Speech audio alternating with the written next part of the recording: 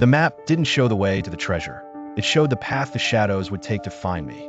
Silas held the ancient vellum up to the flickering candle. The ink wasn't black, but a deep, bruised purple that seemed to pulse in time with his own racing heartbeat. He was standing in the center of the Whispering Gallery, a circular room deep within the ruins of a lost cathedral. Every word he spoke, even a breath, traveled along the curved walls and returned to him a second later, distorted and sounding like a threat. The map began to change. The ink flowed across the parchment, redrawing the corridors of the ruin in real time. "He is coming," his own voice whispered back to him from the wall, but he hadn't spoken. The echo had decoupled itself from his own mouth. Suddenly, the floor beneath Silas began to rotate. The circular room was a massive gear, part of a clockwork mechanism built to trap the curious. The exit vanished, replaced by a wall of jagged, obsidian spikes that smelled of old blood and rusted iron. A figure emerged from the darkness of side arch. It was tall, draped in robes made of stitched shadow. It carried a lantern that didn't emit light, but a strange, gray darkness that made everything it touched turn to stone. The Weaver of Silence had arrived. Silas tried to run, but his feet felt heavy, as if the very air was turning to lead. The Weaver raised the lantern, and the gray glow touched Silas's left hand. He watched in horror as his fingers hardened into gray marble, frozen in a gesture of absolute fear.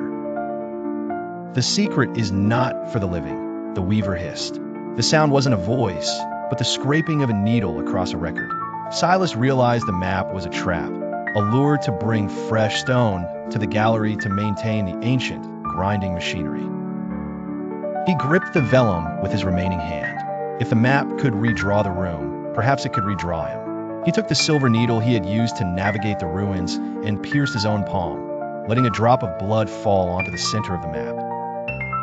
The ink reacted violently, boiling on the parchment. The red-stained map began to glow with a fierce, visceral light.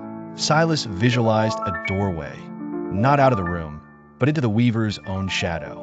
He forced his intent into the paper, screaming his will. The obsidian spikes retracted with a thunderous crash. The Weaver shrieked as its own shadows began to unravel, pulled into the map like water down a drain. The gray darkness reversed, and Silas felt the warmth return to his hand as the stone turned back to flesh. The central pillar of the room collapsed, revealing a spiral staircase leading upward toward the moonlit sky. Silas didn't look back.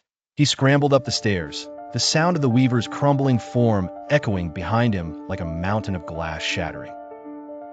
He emerged in the middle of a forest, the ruins now nothing more than a mound of dirt and ivy. He looked at his hand. It was flesh, but a thin, marble-gray line remained around his wrist, a permanent bracelet to remind him of the price of his curiosity.